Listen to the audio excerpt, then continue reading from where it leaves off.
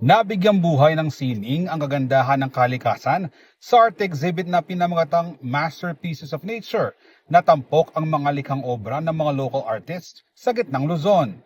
Ipinapakita sa exhibit ang iba't ibang interpretasyon ng Mount Pinatubo, Mount Arayat, Tutulari at Anaan Falls sa pamamagitan ng iba't ibang estilo at art medium.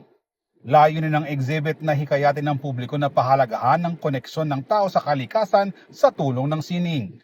Bukod dito, hangad ng koleksyon na may tuturing na obra maestra ng kalikasan ang mga tanawin at likas na yaman at nagsisilbing tulay ang sining upang mas mapalapit rito ang mga tao.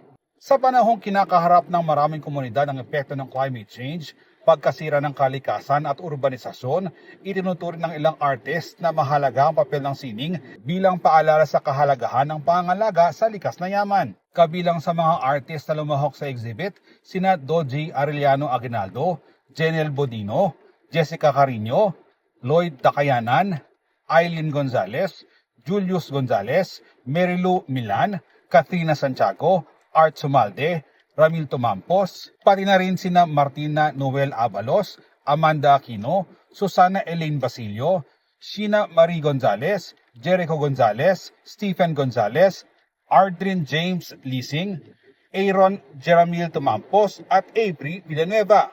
Umaasang organizer at artist na mas mapalawak ang kaalaman ng publiko sa kahalagahan ng kalikasan kasabay ng pagkilala sa talento ng mga Pilipino artist sa pagbibigay ng mga kwento at interpretasyon mula sa kanilang mga obra.